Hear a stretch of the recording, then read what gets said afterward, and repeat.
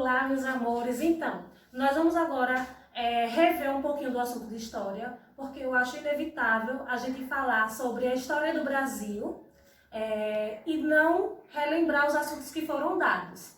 Então, nós temos aqui os nossos primeiros capítulos, foram Orgulho de Ser Brasileiro, onde nós fizemos atividades de reconhecimento. E também falamos sobre como surgiram os indígenas e a importância dos indígenas, ou seja, o que é ser indígena. Primeiro aqui, como surgiram os indígenas. Nós tivemos aí como um rapaz, Cristóvão Colombo, certo? Que ele navegou pelas Américas e pensou que tinha chegado na Índia. Grave a figura desse homem, que nós vamos falar mais à frente e vamos também fazer reflexões sobre qual foi a figura dele. E aí ele achou que tinha chegado nas Índias e batizou os nativos daquela região, ou seja, do Brasil, como índios.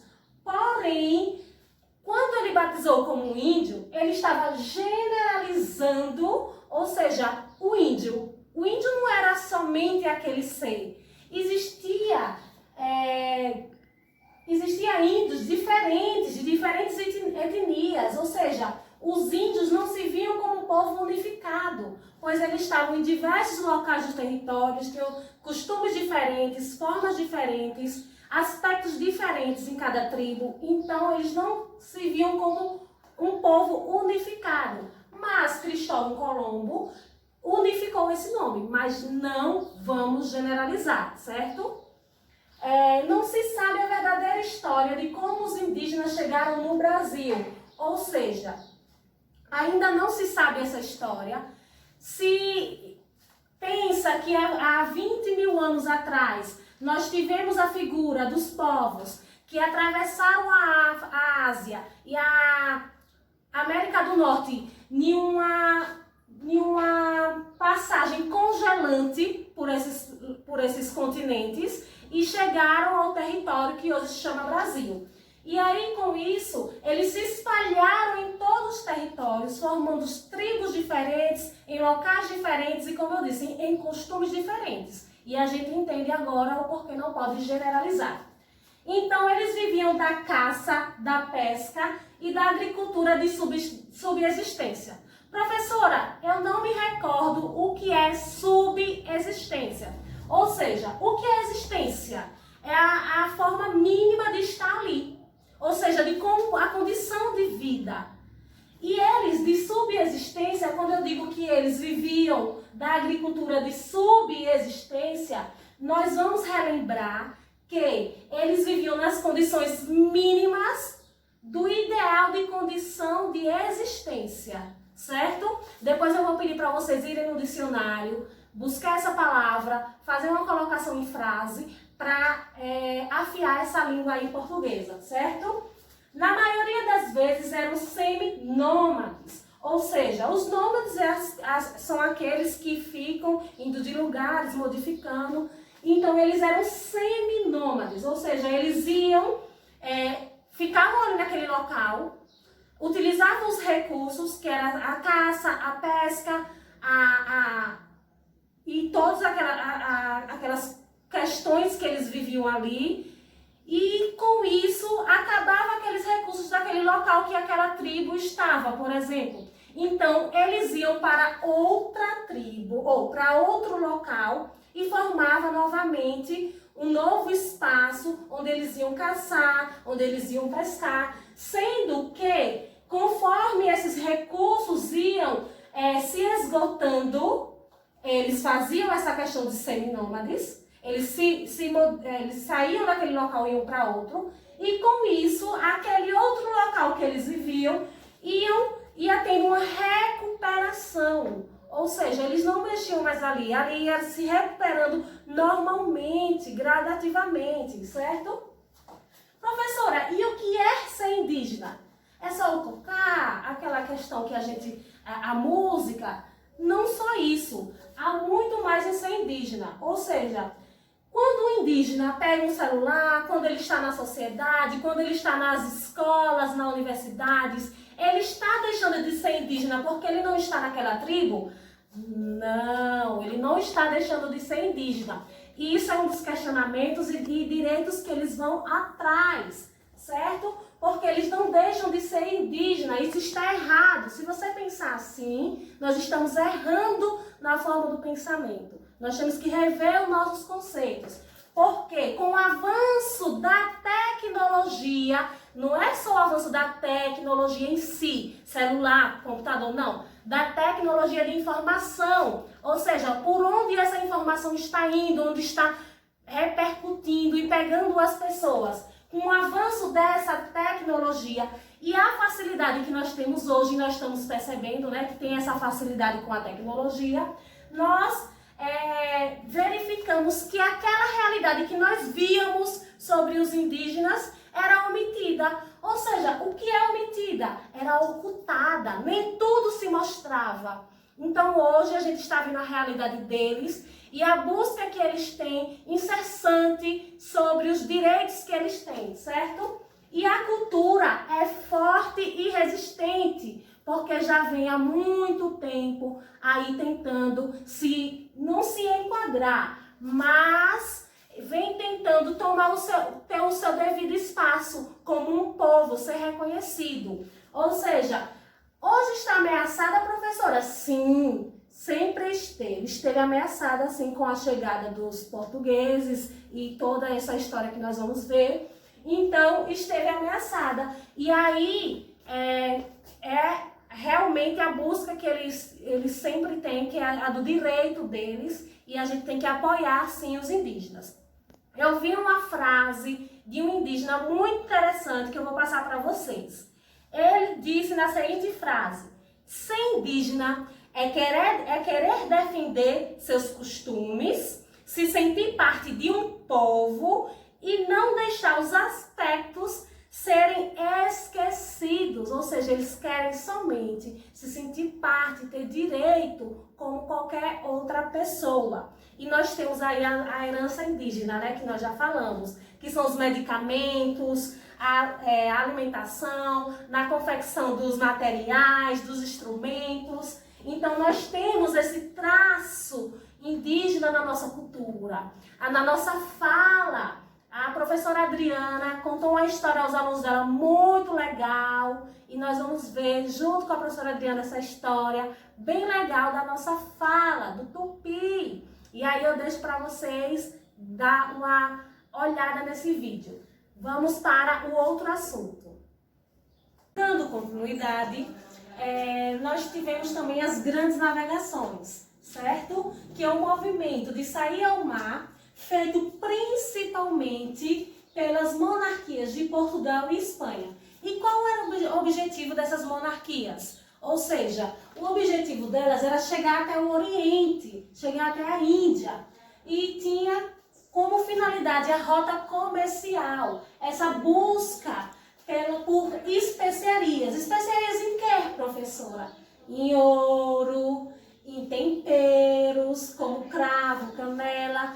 Porque esses temperos, eles acreditavam que iriam utilizar para permanecer ou deixar aquele alimento durar mais tempo. Então, por isso que eles iam em busca desses temperos. Nós tivemos também outra especiaria que na época era a questão dos escravos, que antes eles eram entendidos como mercadoria. Hoje já não mais, e não deveria ser. Professora, a senhora concorda? Não concordo, mas estou repassando porque é história, certo? Então, os escravos, eles eram entendidos como mercadorias, certo? Professora, olha os questionamentos. Professora, o porquê que Portugal e Espanha, principalmente Portugal, eles eram os pioneiros desse movimento? Vamos olhar no mapa junto comigo para entender. Aqui vocês percebem que nós temos o Brasil, certo? Vamos nos localizarmos, o Brasil. E por que Portugal foram os pioneiros desse movimento, de sair pelo mar? Veja somente, aqui a Europa, nós estamos aqui na Europa, certo? Portugal se localiza justamente aqui no litoral da Europa, ou seja, na borda da Europa. E ele está totalmente virado para o oceano.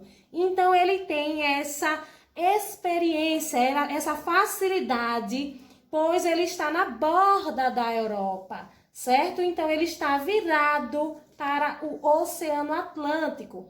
E eles já tinham técnicas de navegação, certo? Olha lá nossas caravelas, os barcos, os navios. Ou seja, eles já tinham técnicas que vocês vão observar na página 15. Técnicas como bússola, quadrante, certo? A caravela, que era um barco leve, porém nem todas as navegações que eles faziam eram de caravelas. Também tinha outro barco que vocês vão pesquisar o nome deles para mim, tá bom? E aí nós vamos retornar ao nosso assunto. Então, como Portugal tinha essa facilidade, como nós vimos no mapa, a gente vai agora verificar a cronologia das navegações e a importância das fontes históricas.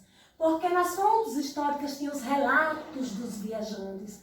Ah, professora, mas aqueles relatos eram imaginários. Diziam que tinham monstros nas águas, que a terra era quadrada. Será? Mas por que eles acreditavam? Porque naquela época, naquele momento, fazia todo o sentido. Porque como é que eles iam acreditar em uma coisa que eles nunca viram? E eles estavam lendo aqueles relatos daqueles viajantes. Então eles iam acreditar. Então eles acreditavam naquelas coisas imaginárias. Certo? Mas a Terra não é quadrada. Pelo amor de Deus, nós já estudamos em geografia. Então vamos para a cronologia das navegações. Em 1415, tiveram início das grandes navegações lá para a África, onde eles estabeleceram um comércio. Vocês podem rever a leitura, ler mais, buscar, certo? Em 1488, pela navegação liderada por Bartolomeu Dias, certo? Ele era o líder das navegações. Em 1488, ele conseguiu contornar Ó a importância, contornar o Cabo das Tormentas. Porém, ele queria chegar à Índia. Mas ele só fez, olha, e voltou para o mesmo lugar. Então, ele não conseguiu chegar até as Índias, mas conseguiu contornar o Cabo das Tormentas. E aí, quando ele voltou, quando a navegação dele retornou, disse, então vamos mudar o nome, não vai ser mais Tormentas.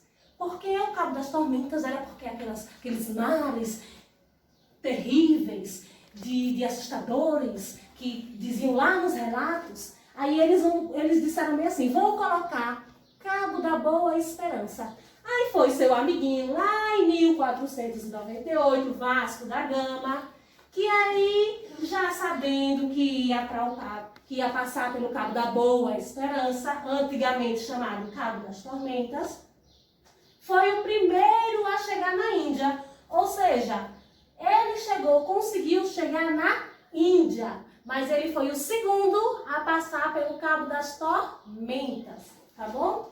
Em 1500, em 22 de abril, os portugueses tomaram posse, ou seja, no livro de vocês já vem com esse título. Os portugueses tomaram posse do Brasil, tá bom? Eles chegaram em 22 de abril lá na Bahia, no litoral da Bahia, e aí assim nós temos essa longa história pela frente que nós vamos aprender um pouco mais e vocês podem ler. Eu sugiro na página 18 a leitura da primeira missa que teve. E teve um personagem, uma pessoa muito importante, Pedro Vaz de Caminha, que ele faz um elogio, ele faz um elogio, certo? As diferenças encontradas aqui no Brasil. Ele relata de forma deslumbrante sobre como foi encontrado nos nativos, como foi essa relação. Vou disponibilizar a carta para vocês, caso vocês queiram ler, certo? Se aprofundar nos estudos. E um cheiro, a próxima aula, assunto novo. E eu vou fazer igual a vocês. Deixa seu like, assista o próximo vídeo, se inscreve no canal. Não é assim que vocês fazem? Um cheiro e bons estudos.